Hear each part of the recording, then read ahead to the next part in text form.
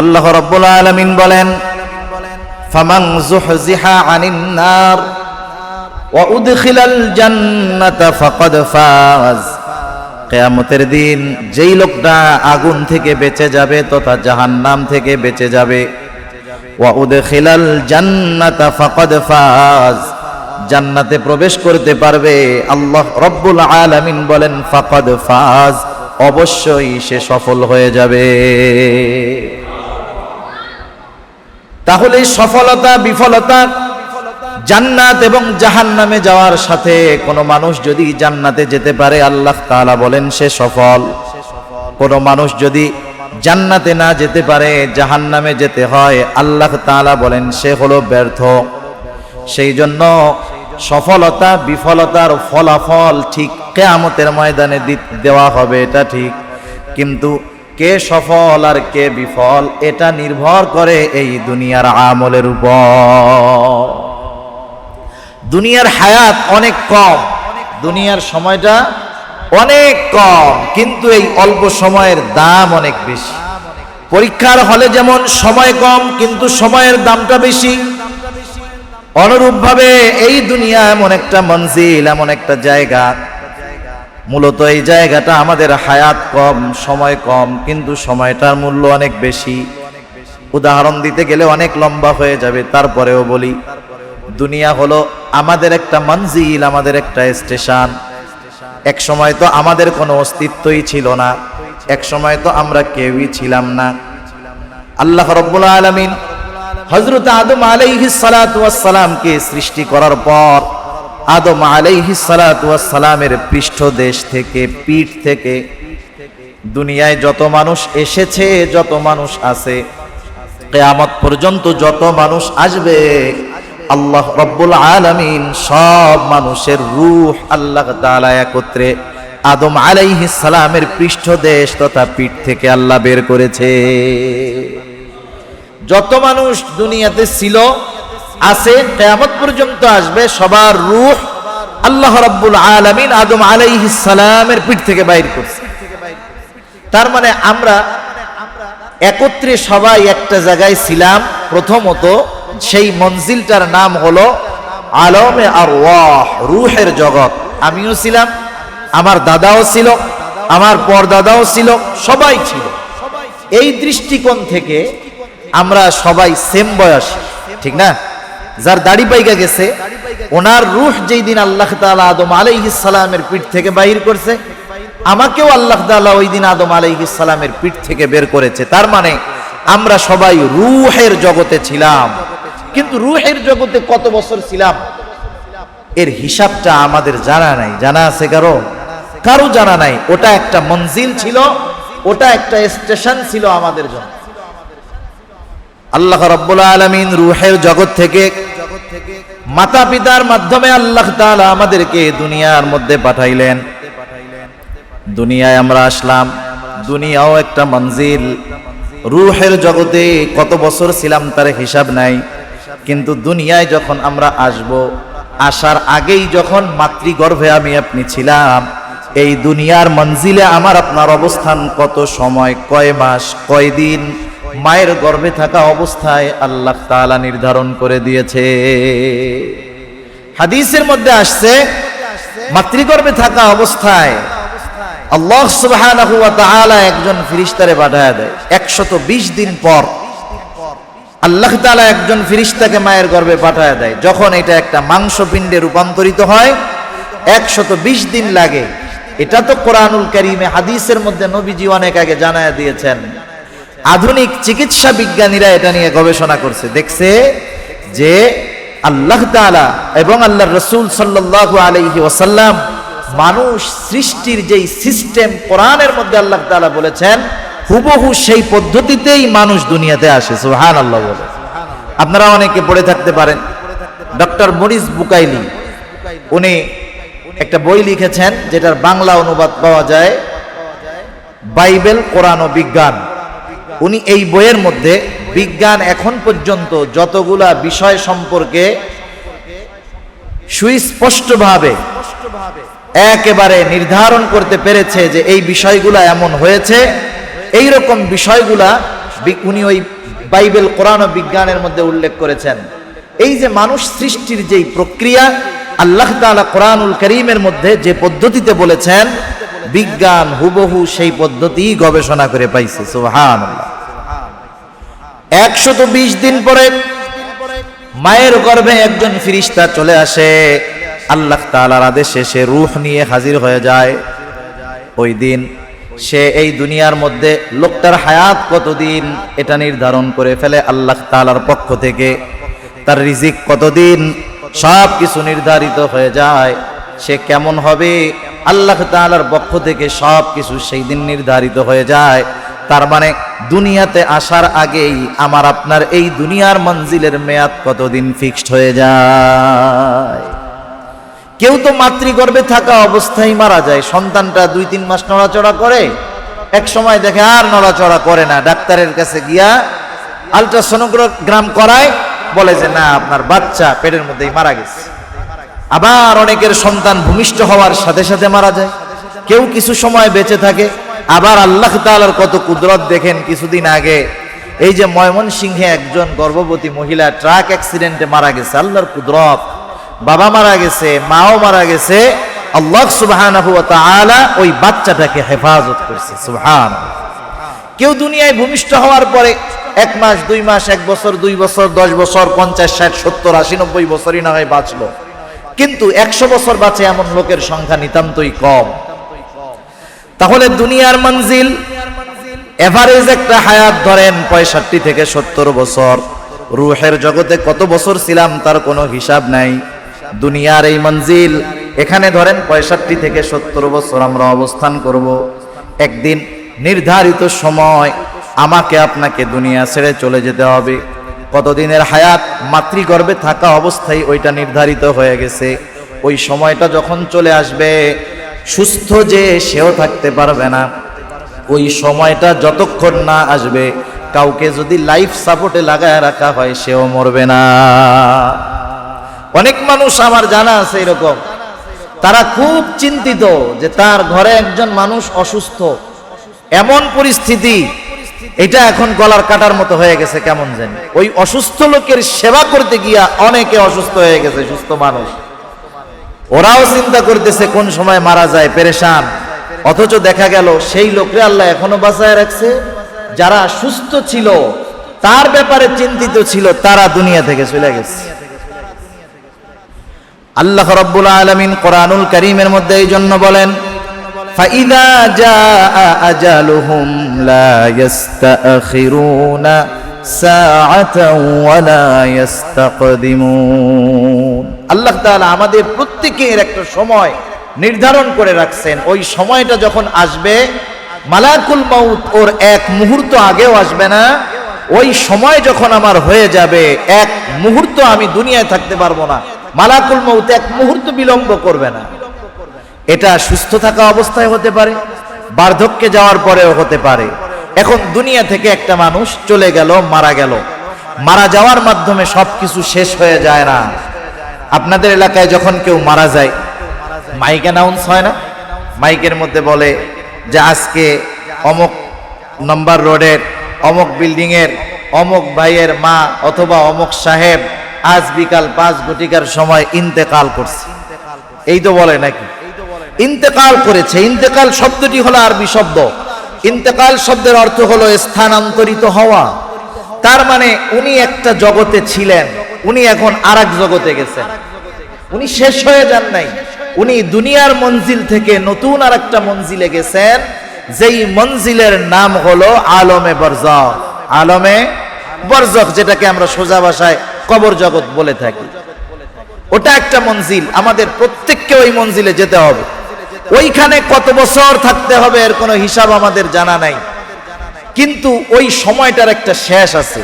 ওটা যখন শেষ হবে, আরেকটা মঞ্জিলের জন্য আমাদেরকে আল্লাহ তাআলা ইসরাফিল আলাইহিস সালামকে নিযুক্ত করে রাখছেন।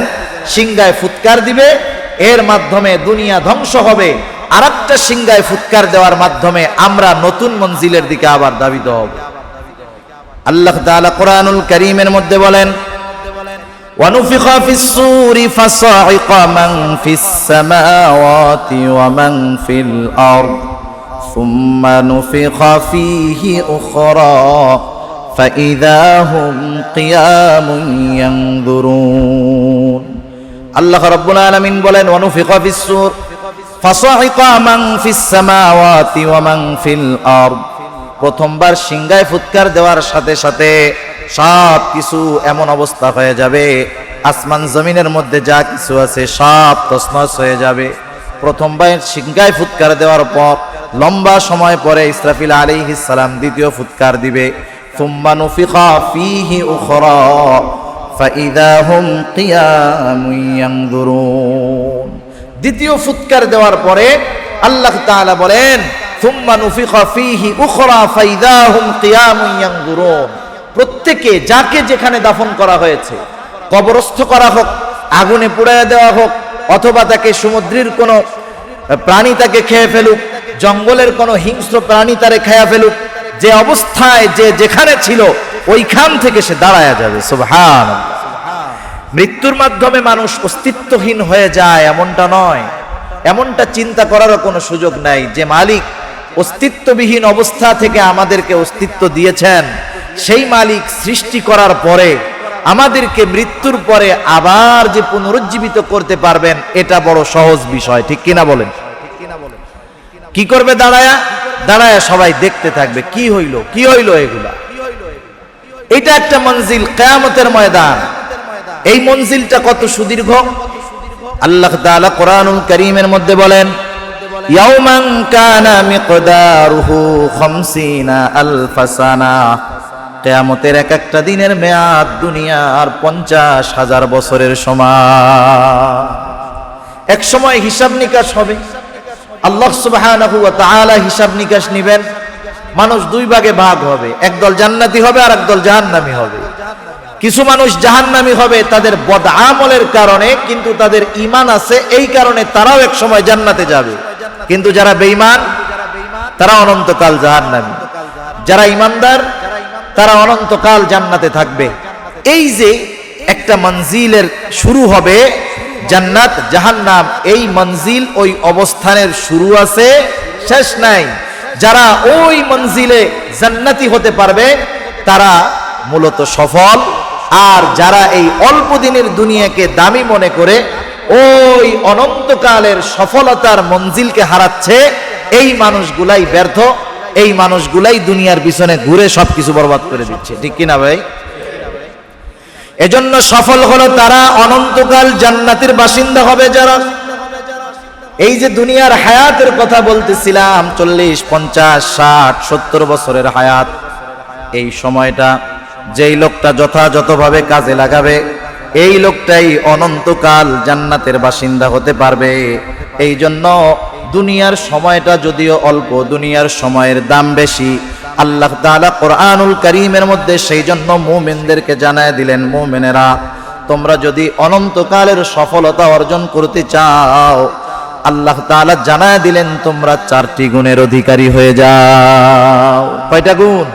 4টি গুণ। 1 নাম্বার আল্লাহ তাআলা বলতেছেন ইয়া আইয়ুহাল্লাযীনা আমানুসবিরু ওয়াসাবিরু ওয়ারাবিতু ওয়াত্তাকুল্লাহ। আল্লাহ তাআলা 1 নম্বরে বলেন, হে ঈমানদারেরা, ইসবিরু, তোমরা সবর করো। আল্লাহ তাআলা সবরের কথা বলছেন। তাফসীরের মধ্যে মুফাসসিরিনে কেরাম লিখেন সবর কাকে বলে, সবর কয় জায়গায় হবে। আমরা তো অনেক ক্ষেত্রে মনে করি সবর মনে হয় শুধু বিপদ আপদ আসলো, আমার কিছু কষ্ট হলো, চুপ করে বসে থাকলাম, এটাই মনে হয় সবর। বিষয়টা এমন নয়। সবের বান্দা যদি হতে হয়, সবর হবে 3টা জায়গায়। 1 নম্বরে সবর হবে আনুগত্যের মধ্যে তথা ইবাদতের মধ্যে হবে সবর। 2 নম্বর সবর হবে গুনার থেকে বেঁচে থাকার মধ্যে সবর। 3 নম্বর সবর হবে বিপদ আপদ মুসিবতের মধ্যে। সবর কয় জায়গায় হয় একটু বলেন না কষ্ট করে? 3 জায়গায় সবর হয়। যে এই 3 জায়গায় সবর করতে পারবে সে সাবিরিন বান্দাদের তালিকায় তার নাম চলে যাবে। আর সেই আল্লাহর বান্দা যদি এই সবরের গুণ অর্জন করতে পারে, তাহলে আল্লাহ তাআলা কোরআনুল কারীমের সূরা বাকারার মধ্যে বলতেছেন ইন্নাল্লাহা মাআস সাবিরিন, নিশ্চয় আল্লাহ তাআলা ধৈর্যশীলদের সাথে আছেন। সুবহানাল্লাহ। এখন বলেন, আপনাদের এলাকার মাননীয় এমপি মন্ত্রী মহোদয় অথবা প্রধানমন্ত্রী, যে দেশেরই হোক, যে জায়গারই হোক, কেউ যদি বলে এই তুমি চিন্তা করো না, তুমি কাজ চালায় যাও, আমি তোমার সাথে আছি, বলেন তো যার সাথে এই এলাকার মাননীয় মন্ত্রী মহোদয় আছেন তার একটা পাওয়ার থাকবে না অন্যরূপ? অনুরূপ ভাবে যে আল্লাহর বান্দা সবরের গুণ অর্জন করতে পারবে, আল্লাহ তাআলা বলতেছেন নিশ্চয়ই আল্লাহ তাআলা ধৈর্যশীলদের সাথে আছেন। সুবহানাল্লাহ। আল্লাহ তাআলা যদি সাথে থাকে কোনো টেনশন আছে? কোনো টেনশন নাই, কোনো চিন্তা নাই। মুসা আলাইহিস সালাতু ওয়াস সালাম, ফেরাউন বারবার দাওয়াত দেওয়ার পরে যখন ফেরাউন আল্লাহ তাআলার প্রতি ঈমান আনে না, সে নিজের খোদাই দাবির উপরে অটল। কিছু কিছু জালেম আছে, আপনি যখন খারাপ মানুষকে দাওয়াত দিবেন, দ্বীনের কথা বলবেন, ওর নসিবে যদি হেদায়েত থাকে একবার দুইবার তিনবার বলার পরে ও ওই গুনার পথ থেকে ফিরে আল্লাহর দিকে ফিরে আসে। কিন্তু কিছু মানুষ আছে, আপনি যখন তাদেরকে বারবার ভালো কথা বলবেন, ও আপনার কথাটা তো গ্রহণ করবেই না, ডিনাই করবে, সাথে সাথে আপনার ক্ষতি করার চেষ্টা করবে। ঠিক না? পরিস্থিতিটা এরকম তামাম দুনিয়ায়। ফেরাউন যে বারবার বলার পরে ফেরাউন পরিবর্তন তো আসেই না, বরং উল্টা মুসা আলাইহিস সালাম এবং তার যে সহচর সাথী বনি ইসরাইলদের উপর অত্যাচারের মাত্রা বাড়ায় দিচ্ছে। আল্লাহ তাআলা বলছে তুমি তোমার উম্মতদেরকে নিয়ে মিশর ছেড়ে চলে যাও। মুসা আলাইহিস সালাতু ওয়াস সালাম আল্লাহ রাব্বুল আলামিনের আদেশের পরে যখন মিশর ছেড়ে রওনা হয়ে গেলেন, রাতের বেলা উম্মতদেরকে নিয়ে লোহিত সাগরের পাড়ে চলে আসছেন। রাতের বেলা আসতে পার হওয়ার জন্য কোনো কিছু নাই, নৌকা নাই, পার হওয়ার কোনো ব্যবস্থা নাই। ইতিমধ্যে ফেরাউনের কাছে খবর চলে গেছে মুসা আলাইহিস সালাম তার উম্মতদেরকে নিয়ে মিশর ছেড়ে চলে গেল। এইবার ফেরাউন তাফসীরের মধ্যে আসছে 6 লক্ষ সশস্ত্র সৈন্য নিয়ে মুসা আলাইহিস সালামের পেছনে ধাওয়া শুরু করছে। যখন সকাল হলো, সকাল হওয়ার পরে যখন মুসা আলাইহিস সালামের উম্মতেরা লোহিত সাগরের পাড়ে অবস্থান করতেছে, সকাল হওয়ার জন্য অপেক্ষা করতেছে, ইতিমধ্যে তারা দেখতে পাইল ওই যে দূরে দেখা যায় ফেরাউন তার বাহিনী নিয়ে তাদের দিকে ধেয়ে আসতেছে। যখন দেখছে ফেরাউন সশস্ত্র বাহিনী নিয়ে আসতেছে, বনি ইসরাইলদের একটু স্বভাব ছিল, ওরা নবীদেরকে তো খুব জ্বালাইছে, কম জ্বালায় নাই ওরা। শুধু তাই না, এরা নগদে পল্টি নেওয়াই ছিল ওস্তাদ, নগদে মুখের উপরে পল্টি নেওয়ার মধ্যে এরা ওস্তাদ ছিল। কি করছে? এইবার মুসা আলাইহিস সালাম রে বলতেছে, আরে মুসা, আমরা তো এবার শেষ, আমাদেরকে আর কেউ বাঁচাইতে পারবে না। এতকাল তো মোটামুটি ফেরাউনের গোলামি কইরা লুকাইয়া পলাইয়া বাইচা ছিলাম, এখন তো 14 গোষ্ঠী সহ শেষ হয়ে যাবে। আমরাও আসছি, আমাদের সন্তানেরাও আসছে, সবাইকে ফেরাউন সমূলে হত্যা করে ফেলবে। এখন কি হবে? আল্লাহ রাব্বুল আলামিন সেই কথা কোরআনুল কারীমের মধ্যে বলেন, যখন তারা দেখতে পাইল ফালাম্মা তারা আল জামাআন ক্বালা আসহাবু মূসা ইন্না লামুদরাকুন। আল্লাহ তাআলা বলেন, যখন এক পক্ষ অপর পক্ষকে দেখতে পাইল, ফেরাউন ও বনি ইসরাইলদেরকে দেখতে পাইছে, এরাও দেখতে পাইছে ফেরাউন আসতেছে। এইবার মূসা আলাইহিস সালামের উম্মত বলতেছে, ইন্না লামুদরাকুন, ও মূসা আমরা তো ধরাই পড়ে গেছি। এখনো ধরা পড়ে নাই, কিন্তু বাঁচার কোনো উপায় নাই, এই জন্য বলতেছে কি ধরা পড়ে গেছি। ধরা পড়বো এমনটা বলে নাই। যেমন কিছু কিছু সময় আছে, একজন ব্যবসায় লস খাইছে, এমন লস খাইছে নিজের সব গেছে, মানুষের কাছ থেকে হাওলাত কর্জ করছে, এটাও গেছে। ও কি কয় জিজ্ঞেস করলে, কেমন আছো ভাই? মইরাই গেছি। মরা মানুষ কথা কইতে পারে? কারণ ওর পরিস্থিতি এমন যে এখন ওর কাছে মনে হচ্ছে মইরা গেলেও ভালোই। মূসা আলাইহিস সালামের উম্মত বলতেছে, ইন্না লামুদরাকুন, মূসা আমরা তো ধরা পড়ে গেছি। মূসা আলাইহিস সালাম নিজ সিদ্ধান্তে এই কথা আসেন নাই, এদিক দিয়ে আসেন নাই। বলেন তো মূসা আলাইহিস সালামকে পথ নির্দেশিকা বাতায় দিয়েছেন কে? যেহেতু আল্লাহ তাআলা বলেছে বিপদ যত সন্নিকটে হোক না কেন চিন্তার কোনো কারণ নাই, পয়গম্বর মুসা আলাইহিস সালাম পয়গম্বর সুলভ জবাব দিয়েছেন। অল্প কথার মধ্যে বনি ইসরাইলদের অন্তরে যত প্রশ্ন আসতে পারে উনি সবগুলার জবাব দিয়ে দিয়েছেন। বনি ইসরাইলরা অতিরিক্ত প্রশ্ন করত, তাদের নবীদেরকে বেহুদা প্রশ্ন করত, একটার পর একটা জানি প্রশ্ন না করে, এই জন্য মুসা আলাইহিস সালাম জবাব দিয়েছেন কত সুন্দরভাবে, একটু খেয়াল দিয়ে শুনেন। মুসা আলাইহিস সালাম বলতেছেন, ক্বালা কাল্লা ইন্না মাইয়া রাব্বি সায়াহদিন। এখানে তিনটা কথা। তারা বলছে আমরা তো ধরা পড়ে গেলাম। মুসা আলাইহিস সালাম এক নাম্বার, কোনো ধরা পড়বো না। লা শব্দের অর্থ না, কাল্লা শব্দের অর্থও না, কিন্তু দুই না এর মধ্যে কিন্তু তফাত আছে। একটা হলো আপনি আমারে চা খাইতে দিছেন, চা দিলেন, আমি বললাম যে লা লা মানে খাবো না, তার মানে এমনটা না যে কোনোদিন খাবো না, এখন খাবো না, ঠিক না?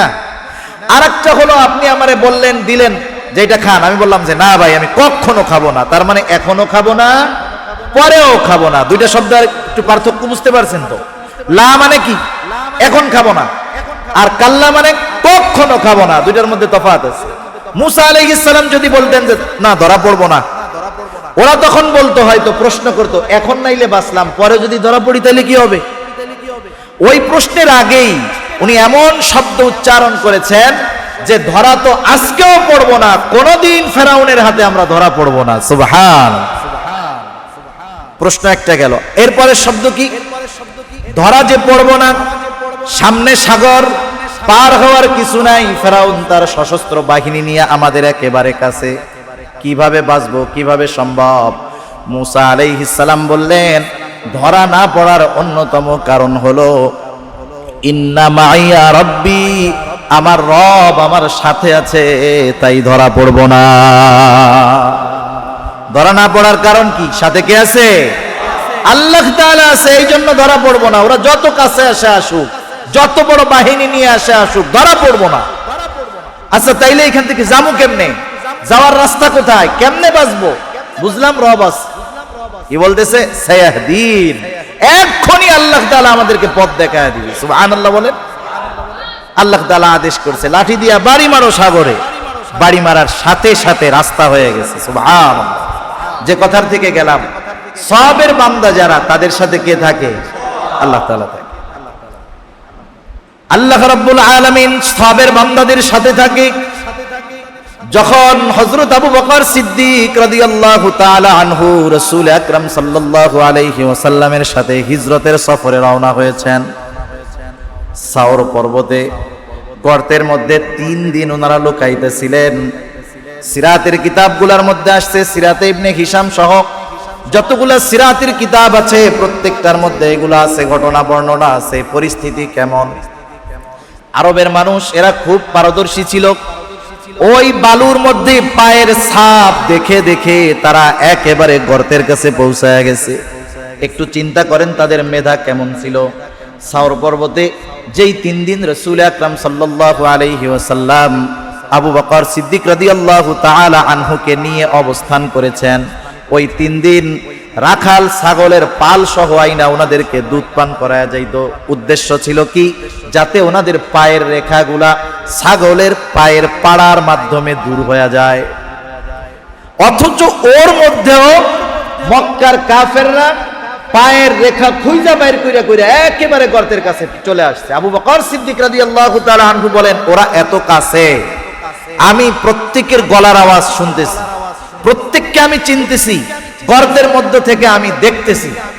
ওরা যদি শুধু ওদের নিজেদের পায়ের দিকে তাকায়, আমাকে আর আল্লাহ রাসূলকে দেখে ফেলবে। এমত অবস্থায় আবু বকর সিদ্দিক রাদিয়াল্লাহু তাআলা আনহু ভীত হয়ে গেছে, চিন্তিত হয়ে গেছেন, ভীত হয়ে গেছেন। আল্লাহ রাসূল বুঝতে পেরেছে যে আবু বকর ভীত, ভয় পেয়ে গেছে। আবু বকর নিজের জন্য ভীত নয়, সে তো চিন্তিত, আমার যা হয় হোক, রাসূল আকরাম সাল্লাল্লাহু আলাইহি ওয়াসাল্লামের না জানি কোনো ক্ষতি হয়ে যায়। এই রকম বিপদের মুহূর্তে আল্লাহ রাসূল কি বলেছেন? আল্লাহ তাআলা কোরআনুল কারীমের মধ্যে সূরা তাওবার মধ্যে বলেন, ইযহুমা ফিল গার ইয ইয়াকুলু লিসাহিবিহি লা তাখাফ ওয়া লা তাহজান ইন্নাল্লাহা মা'ানা। যখন দুইজনে গর্তের মধ্যে অবস্থান করতেছে, আল্লাহ রাসূল সাল্লাল্লাহু আলাইহি ওয়াসাল্লাম সাথী আবু বকরের কি বলছে? লা তাখাফ ওয়ালা তাহজান, তুমি ভয় পাও না, চিন্তাও করো না। কারণ কি? ইন্নাল্লাহা মাআনা, আমাদের সাথে কে আছে? আল্লাহ তাআলা আছে। একটু চিন্তা করেন, এরকম উপমা দিলে এক একটা কোরআন হাদিস থেকে অনেকগুলা দেওয়া যাবে, যে সবের বান্দা যারা, তাদের সাথে আল্লাহ তাআলা থাকেন, কোনো সন্দেহ নাই। সেজন্য আমাদের সবের বান্দা হওয়ার দরকার আছে না নাই? যে কথার থেকে গেলাম, সবর কয় জায়গায় হবে খেয়াল আছে? আপনাদের কষ্ট হচ্ছে নাকি? বেশি সময় আমি নিব না। সবর 3 জায়গায় হবে। 1 নম্বরে সবর হবে আনুগত্যের মধ্যে তথা ইবাদতের মধ্যে। কিসের মধ্যে বলেন? ইবাদতের মধ্যে। ইবাদতের মধ্যে যদি আমরা সবর অর্জন করতে চাই, ইবাদতের মধ্যে যদি সবর অর্জন করতে চাই, অনেক জিনিস দরকার। প্রাথমিক অবস্থায় 2টা জিনিস লাগবেই লাগবে। কয়টা জিনিস লাগবে? 2টা। 1 নাম্বার লাগবে, আমার যে কোনো ইবাদত, ছোট হোক বড় হোক, আমার ইবাদতটা হবে একমাত্র আল্লাহ তাআলার সন্তুষ্টির জন্য। আমি নামাজ পড়তেছি, আমার নামাজ হবে আল্লাহ তাআলার সন্তুষ্টির জন্য। আমি রোজা রাখতেছি আল্লাহ তাআলার সন্তুষ্টির জন্য। আমি দান সাদকা করি, কম বেশি যাই করি, আমার এটা হবে আল্লাহ তাআলার সন্তুষ্টির জন্য। আর যেটা ইবাদত, এর মধ্যেই আছে রাসূলুল্লাহ সাল্লাল্লাহু আলাইহি ওয়াসাল্লামের তরিকা তথা সুন্নাত। যেখানেই যান, যেই ইবাদতের মধ্যে যান, এমন কোন ইবাদত নাই যেই ইবাদতের মধ্যে রাসূলুল্লাহ সাল্লাল্লাহু আলাইহি ওয়াসাল্লামের সুন্নাত নাই। এই জন্য ইবাদত যদি সবরওয়ালা করতে হয়, 1 নম্বরে লাগবে আল্লাহ তাআলার সন্তুষ্টি, 2 নম্বর লাগবে রাসূলুল্লাহ সাল্লাল্লাহু আলাইহি ওয়াসাল্লামের পদ্ধতি। এই 2টা জিনিস লাগবে। এই 2 জিনিস যদি না থাকে, আল্লাহ তাআলার কাছে কোনো ইবাদত গ্রহণযোগ্য হবে না, কবুল হবে না। ঠিক কিনা বলেন? এই 2টা জিনিস আমাদের লাগবে। দেখেন, আল্লাহ রাসূল সাল্লাল্লাহু আলাইহি ওয়াসাল্লামের পদ্ধতির কত দাম। ওই পদ্ধতি অনুসরণ করার কারণে দুনিয়ার সাধারণ কাজগুলাও ইবাদত হয়ে যায়। সুবহানাল্লাহ। আমরা দুনিয়াতে কিছু কাজ আছে যেগুলো সবাই করি। আমরা নামাজ পড়ি, অন্যান্য ধর্মাবলম্বী ওরা নামাজ কালাম পড়ে না, কিন্তু কিছু কাজ আছে সব মানুষই করে। যেমন খায় সবাই, নাস্তিকও খায়, আস্তিকও খায়, ইমানদারও খায়, বেঈমানও খায়। বাথরুমে যাওয়া জরুরত ছাড়া, এগুলা নাস্তিকও করে, আস্তিকও করে, মুমিনও করে, কাফেরও করে। ঠিক কিনা বলেন? ওদের কাজ আর আমাদের কাজের মধ্যে তফাৎ এখানে, আমরা দুনিয়াবি কাজগুলাও আল্লাহর রাসূলের পদ্ধতিতে করার চেষ্টা করি। আমি যখন দুনিয়াবি এই কাজগুলা, খাওয়া জরুরত ছাড়া, এগুলাও আল্লাহর রাসূলের তরিকায় করব, তখন ওই কাজটাও আমার আমল নামায় ইবাদত বলে যোগ হয়ে যাবে। সুবহানাল্লাহ। সেজন্য ইবাদতের মধ্যে সবর অর্জন করতে হলে আল্লাহ তাআলার সন্তুষ্টি, রাসূলের তরিকা, আর লম্বা বেশি করব না। 2 নাম্বার সবর হলো গুনার থেকে বেঁচে থাকার মধ্যে সবর। গুনার থেকে বেঁচে থাকা, এটা বড় একটা ধৈর্য, বড় একটা সবর। সেই জন্য গুনার থেকে বাঁচার দরকার। আজকে তো জামানা এমন, গুনাহ থেকে বেঁচে থাকা কঠিন, কিন্তু গুনাহ করা সহজ।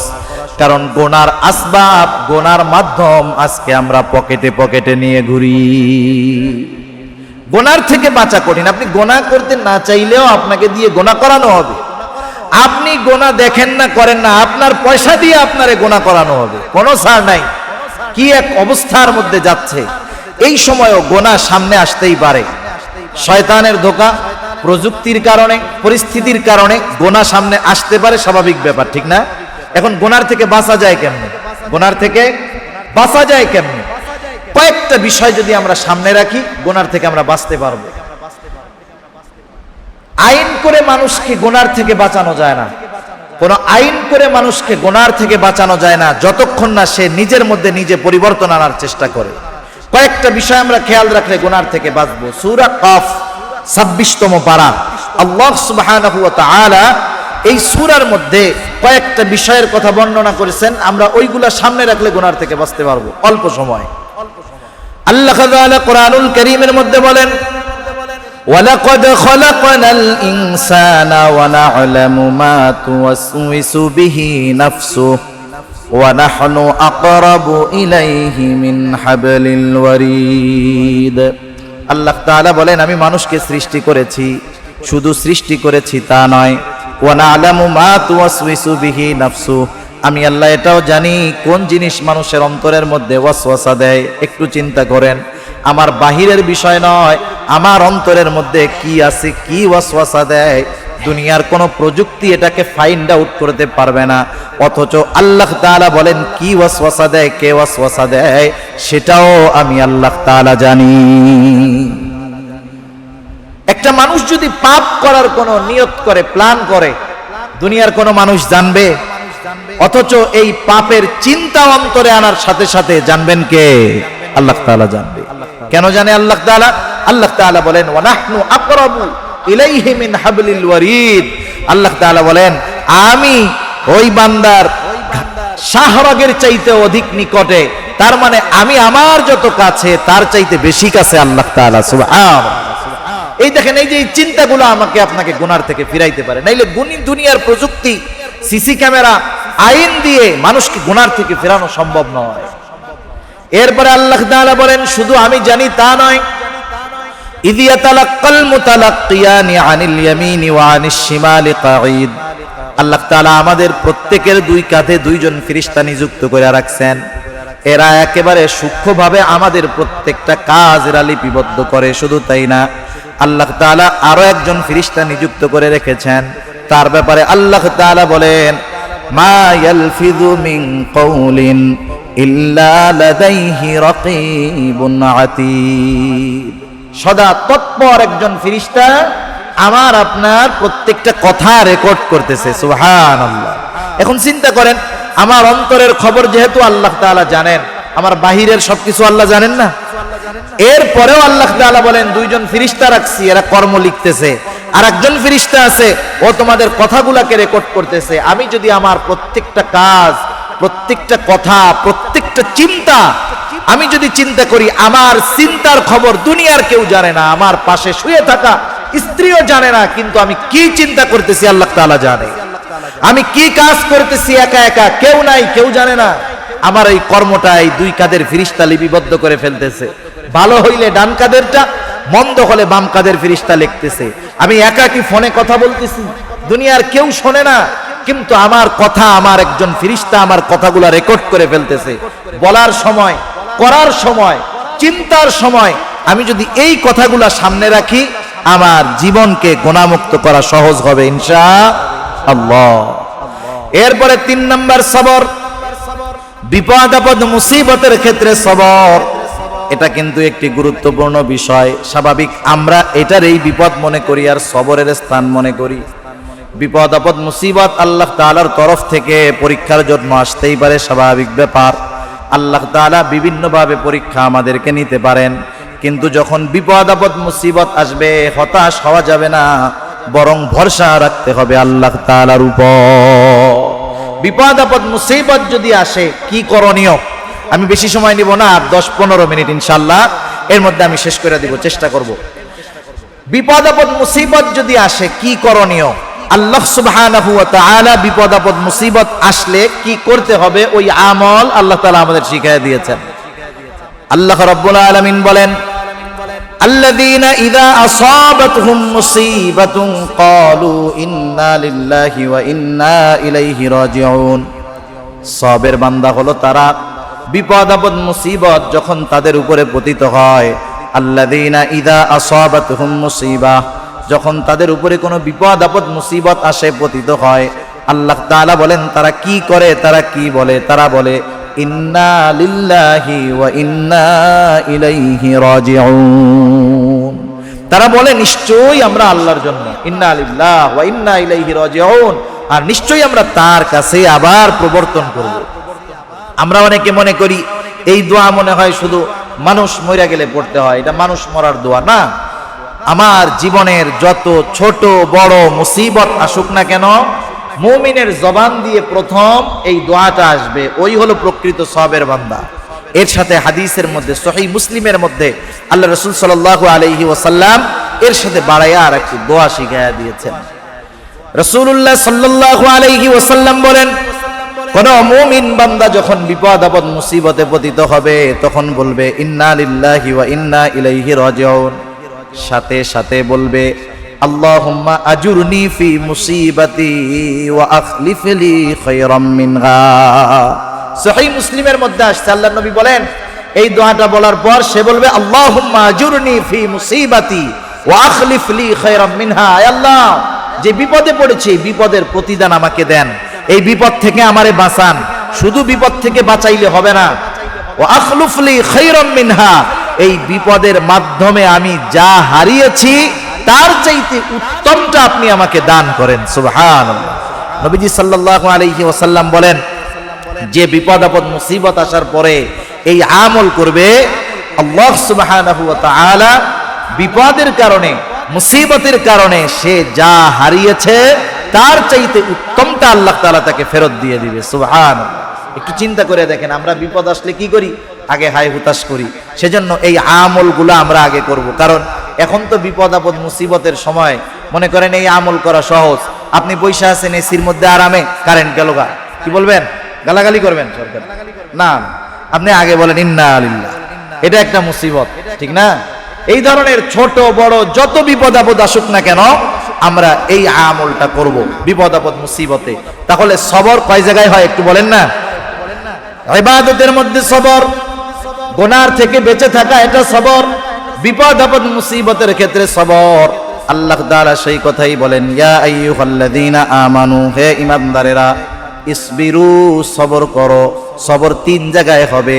এরপরে আল্লাহ তাআলা বলেন ওয়ারাবিতু ওয়াসাবিরু, ওয়ারাবিতু ওয়াসাবিরু, সবর একদিন দুই দিন করবা বিষয়টা এমন নয়। ওয়াসাবিরু, সবরের উপরে অটল থাকবা। সবরের উপরে কি থাকবা? অটল থাকবা একবারে মৃত্যু পর্যন্ত। তিন নাম্বার আল্লাহ তাআলা বলেন ওয়ারাবিতু। ওয়ারাবিতু শব্দটার ব্যাখ্যা পবিত্র কোরআনুল কারীমের মধ্যে, ওয়ারাবিতু শব্দটার ব্যাখ্যা তাফসীরের মধ্যে মুফাসসিরিনে কেরাম বলেন সর্বদা জিহাদের জন্য ঘোড়া প্রস্তুত রাখা। আবার তাফসীরের মধ্যে আসছে সীমান্ত পাহারা দেওয়া। এক কথায় দ্বীনের জন্য সর্বদা প্রস্তুত থাকা, জিহাদের জন্য তৈয়ার থাকা। চার নাম্বার আল্লাহ রাব্বুল আলামিন বলেন ওয়াত্তাকুল্লাহ, আল্লাহ তাআলাকে ভয় করো। আল্লাহ তাআলাকে ভয় করো। আল্লাহ তাআলাকে ভয় করার কথা আল্লাহ তাআলা 4 নম্বরে বললেন। এখন প্রশ্ন হলো, ভয় আমরা কিভাবে করব? ভয় কোন পদ্ধতিতে করব? আল্লাহ তাআলা বান্দার প্রতি বড় মেহেরবান, দয়ালু। আল্লাহ তাআলা শুধু আদেশ করেন বিষয়টা এমন নয়, বরং ওই আদেশটা বাস্তবায়নের পদ্ধতিও আল্লাহ তাআলা বলে দেয়। একটা হলো একটা কাজের আদেশ করা, আদেশ করলো এতটুকু শেষ। আর একটা হলো শুধু আদেশ করছে এমন নয়, আদেশের পরে এই কাজটা বাস্তবায়ন কিভাবে করতে হবে এটাও বলে দেওয়া। যদি কাউরে বলা হয় যে জীবনে কোনোদিন ঢাকায় যায় নাই, জীবনে কোনোদিন অন্য কোনো জায়গায় বাড়ির থেকে বের হয় নাই, ঢাকা আপনার আমার কাছে যত কাছের লাগুক না কেন, যে জীবনে যায় নাই তার কাছে অনেক দূর এবং অনেক কষ্টের। কিন্তু আপনি তাকে ঢাকা যাওয়ার আদেশ করার পরে যদি সুন্দর মতো বলে দেন এখান থেকে স্ট্যান্ডে যাবা, ওই জায়গায় গিয়ে ইতিহাস বাসে উঠবা, ও তোমাকে লাস্ট স্টপেজ যেখানে নামায় দেয় ওইখানেই তুমি নামবা, আর কোনো চিন্তা নাই। এখন বলেন, আদেশ করার পরে যাওয়ার পথ যখন বলে দেওয়া হলো, এই যে আদেশ করার পরে ঢাকা যাওয়া তার কাছে কষ্টের বা কঠিন মনে হচ্ছিল, কিন্তু যাওয়ার পথ যখন পদ্ধতি যখন আপনি বলে দিলেন, বলেন তো তার কাছে আগের মতো কঠিন লাগবে না একটু সহজ হবে? সহজ হবে। আল্লাহ তাআলা সেজন্য কেমনে মুত্তাকি হওয়া যায় সে কথাও আল্লাহ তাআলা কোরআনুল কারীমের বিভিন্ন জায়গায় বলে দিয়েছেন। যেমন আল্লাহ তাআলা বলেন, ইয়া আইয়ুহাল্লাযীনা আমানুত্তাকুল্লাহ, হে ঈমানদারেরা তোমরা তাকওয়া অর্জন করো, মুত্তাকি হও। কেমন করে হবা? এর পরপরই আল্লাহ তাআলা বলেন ওয়াকুনু মা'আস সাদিকিন, তোমরা সত্যবাদীদের সঙ্গী হয়ে যাও। সত্যবাদী বলতে অনেক ব্যাখ্যা আছে এখানে, কারণ যেই লোকটার ভিতরে সত্যবাদিতার গুণ আছে, বাকি সব গুণ তার মধ্যে আছে, বাকি সব গুণ তার মধ্যে আছে। আল্লাহ তাআলা বলেন নাই নামাজির সঙ্গী হও, আল্লাহ তাআলা বলেন নাই যে দান সাদকা করে তার সঙ্গী হও। সত্যবাদী বলার অন্যতম কারণ হলো একজন মুমিন সে যখন পরিপূর্ণ সত্যবাদী হতে পারে, বাকি যত হুকুম আহকাম আছে তার মধ্যে সব কিছু পাওয়া যায়, ঠিক কিনা? একটা উদাহরণ দিলে বুঝতে সহজ হবে। মনে করেন একটা লোক এক জায়গায় আসছে, খুব লেখাপড়া শিখছে।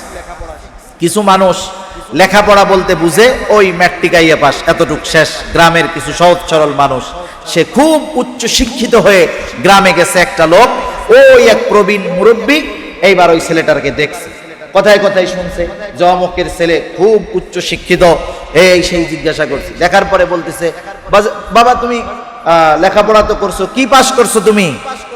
সে বলতেছে যে চাচা আমি বিসিএস পাস করছি, বাংলাদেশের সর্বোচ্চ শিক্ষায় শিক্ষিত হয়েছে। চাচা তো বিসিএস কারে কয় বুঝে না। চাচা বলতেছে, বুঝলাম বাবা তুমি বিসিএস পাস করছো, কিন্তু তুমি কি ম্যাট্রিক পাস করছিলা বাবা? এখন বলেন, যে লোকটা বিসিএস পাস করলো তারে যদি কেউ প্রশ্ন করে যে তুমি কি ওই ম্যাট্রিক পাস করছো, আইএ পাস করছো, অনার্স করছিলা, তাইলে এই প্রশ্নগুলো বেহুদা। কেউ যদি বলে আমি বিসিএস কমপ্লিট করেছি, আমি বিসিএস ক্যাডার, তার মানে এর নিচে যত লেখাপড়া আছে সবগুলা উতরিয়ে সে ওই পর্যায়ে পৌঁছাইছে, ঠিক কিনা?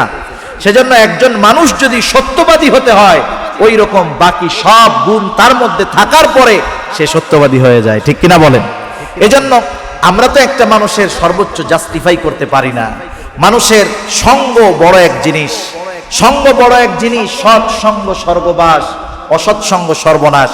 যারা ইসলাম বিদ্বেষী, এদের কিছু স্কিম আছে, এদের কিছু মিশন আছে।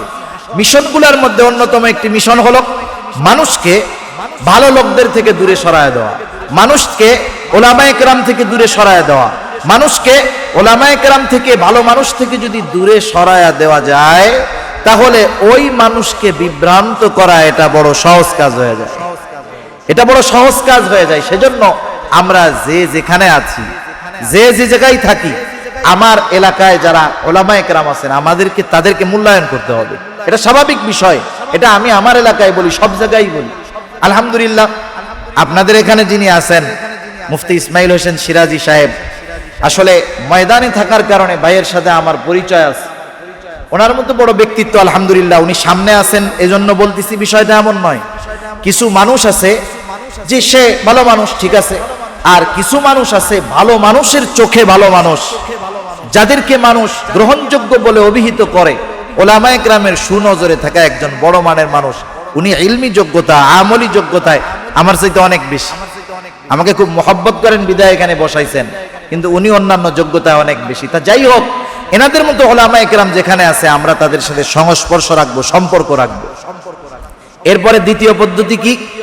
আল্লাহ তাআলা বলেন মুত্তাকি হওয়ার জন্য দ্বিতীয় পদ্ধতি হলো ইয়া আইয়ুহাল্লাযীনা আমানুত্তাকুল্লাহা ওয়া কুলু কওলান সাদীদা। আল্লাহ তাআলা বলেন, হে ঈমানদারেরা তোমরা মুত্তাকি হও। কিভাবে হবা? কুলু কওলান সাদীদা। কওলে সাদীদের অনেক ব্যাখ্যা। একটা ব্যাখ্যা হলো সর্বদা সত্য কথা বলো, হক কথা বলো।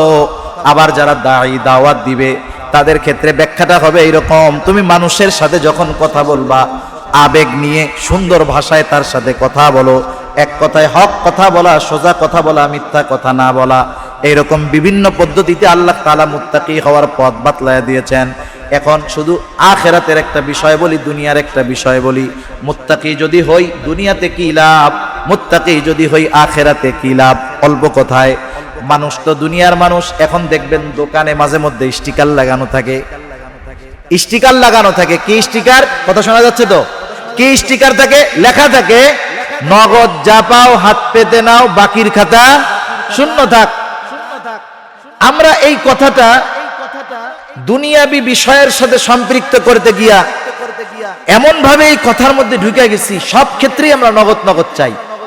আল্লাহ তাআলা আমাদের মাইন্ড বুঝে, আমাদের চিন্তা ভাবনা তো আল্লাহ তাআলা বুঝেন। এজন্য কেউ যদি প্রকৃত মুত্তাকি হতে পারে, দুনিয়াতেও নগদে কিছু পুরস্কার আল্লাহ তাআলা তাকে দেওয়ার ঘোষণা দিয়েছেন। সুবহানাল্লাহ। কি ঘোষণা? আল্লাহ তাআলা বলেন, ওয়ামান ইয়াত্তাকিল্লাহা ইয়াজআল লাহু মাখরাজা ওয়া ইয়ারযুকুহু মিন হাইথু লা ইয়াহতাসিব। একটু খেয়াল দেন, আল্লাহ তাআলা বলেন মান ইয়াত্তাকিল্লাহ, যে ভয় করে আল্লাহ তাআলাকে তথা যে মুত্তাকি হয়ে যায় তার লাভ কি? ইয়াজআল লাহু মাখরাজা। দুনিয়ার বিপদ আপদ বালা মুসিবতকে আমরা বড় ভয় পাই। আল্লাহ তাআলা বলে, বান্দা তুমি মুত্তাকি হয়ে যাও, তোমার কোনো চিন্তা নাই। ইয়াজআল লাহু মাখরাজা, আমি আল্লাহ তাআলা তোমাকে যত বিপদ আপদ হোক ওই বিপদ আপদ থেকে বের হওয়ার ব্যবস্থা আমি আল্লাহ করে দিব। প্রথম ভয় পাই বিপদ নিয়ে, দ্বিতীয় ভয় পাই জীবন উপকরণ নিয়ে, রিজিক নিয়ে। রিজিক ব্যাপক এক শব্দ, শুধু খাবার দাবার টাকা পয়সা রিজিক না, আমরা জীবন উপকরণ নিয়ে ভয় পাই। আল্লাহ কি বলেন দেখেন, আল্লাহ তাআলা বলেন ওয়ায়ারযুকুহু মিন হাইথু লা ইয়াহতাসিব, তোমরা যদি মুত্তাকি হয়ে যাও তোমাদের রিজিকের ব্যবস্থা এমন জায়গা থেকে করা হবে, লা ইয়াহতাসিব, ও মুত্তাকি বান্দা তুমি সেটা কল্পনাও করতে পারবা না। কল্পনাতীত জায়গা থেকে আল্লাহ তাআলা রিজিকের ব্যবস্থা করবে, বিপদ আপদ থেকে আল্লাহ তাআলা বের হওয়ার রাস্তা বলে দিবে। আরো তো ফজিলত দুনিয়ায় আছে। এখন বলেন, আমি যদি এই নিশ্চয়তা পাই যে আমি কারো কথা মানলে, কারো অনুসরণ করলে বিপদ আপদে আমাকে সাহায্য করবে, প্রয়োজন সবকিছু আমারে দিবে, স্বাভাবিক সেন্স কি বলে আমি তার সব কথা শুনবো, ঠিক কিনা বলেন? ওই মাওলায়ে হাকিকি আল্লাহ তাআলা বলতেছে যে তোমরা মুত্তাকি হও, তাকওয়া অর্জন করো, খোদা ভীরুতা অর্জন করো, বিপদ আপদ থেকে বের হওয়ার রাস্তা করে দিব আমি আল্লাহ, জীবন উপকরণ রিজিকের ব্যবস্থা আমি আল্লাহ করে দিব। সুবহানাল্লাহ। এটা দুনিয়ার একটা স্পেশাল পুরস্কার, আখিরাতের একটা পুরস্কার কি? আল্লাহ সুবহানাহু ওয়া তাআলা বলেন ইন্নাল মুত্তাকিনা ফি জান্নাতিন ওয়া নাহার ফি মাকআদি সিদকিন ইনদা মালিকিম মুকতাদির। আল্লাহ তাআলা বলেন নিশ্চয়ই যারা মুত্তাকি, ইন্নাল মুত্তাকিনা ফি জান্নাতিন ওয়া নাহার, মুত্তাকিনদের জন্য আছে এমন জান্নাত যেখানে প্রবাহিত নহর রয়েছে। এটা তো সাধারণ জান্নাতীরাও পাবে। তাহলে দেখেন, একটা বিমানের মধ্যে যখন সফর করা হয়, যারা বিভিন্ন দেশে সফর করেছেন, হজে গিয়েছেন, বুঝবেন বিমান এক, পাইলট এক, বিমানের মধ্যে ক্রু সবার জন্য এক, গন্তব্য এক, কিন্তু বিমানের মধ্যে দুইটা ক্লাসিফিকেশন আছে। একটা আছে বিজনেস ক্লাস আর একটা আছে ইকোনমি ক্লাস, আছে না? বিজনেস ক্লাসে যারা যায় এরা ভিআইপি সিআইপির মতো মর্যাদা পায়, বিভিন্ন সুযোগ সুবিধা থাকে। আর যারা ইকোনমি ক্লাসে যায়, এই যে গাড়িগুলা গুলিস্তান যায় দেখছেন না, ওইরকম সিবা সিবা সিটের মধ্যে বসে থাকা লাগে। বিমান এক, পাইলট এক, গন্তব্য এক, কিন্তু ভেতরে স্তর বিন্যাস আছে ভিন্ন। জান্নাতে যাবে মুমিন, ঠিক আছে, সমস্যা নাই, কিন্তু প্রকৃত মুত্তাকির জন্য স্পেশালিটি কি? আল্লাহ তাআলা বলেন ফি মাকআদি সিদকিন ইনদা মালিকিম মুকতাদির। আরে জান্নাতের মধ্যে তো সবাই থাকবে, কিন্তু মুত্তাকি যারা, তাদেরকে আল্লাহ তাআলার নিকটে সম্মানজনক আসন দেওয়া হবে। সুবহানাল্লাহ। এটা দুনিয়ায় ফ্যাসিলিটি, আখিরাতের ফ্যাসিলিটি তার জন্য। সেজন্য এই চার গুণ যদি আমরা অর্জন করতে পারি, বলেন আখিরাতে তো লস নাই, দুনিয়াতে লস আছে। তাহলে দুনিয়া তো আমরা ভালো বুঝি, এজন্য এই চারটা গুণ আমরা অর্জন করব। এক নাম্বার, আল্লাহ তাআলা বলেন ইয়া আইয়ুহাল্লাযীনা আমানু, হে ঈমানদারেরা, ইসবিরু, সবর করো। সবর কয় জায়গায় হবে একটু বলেন না?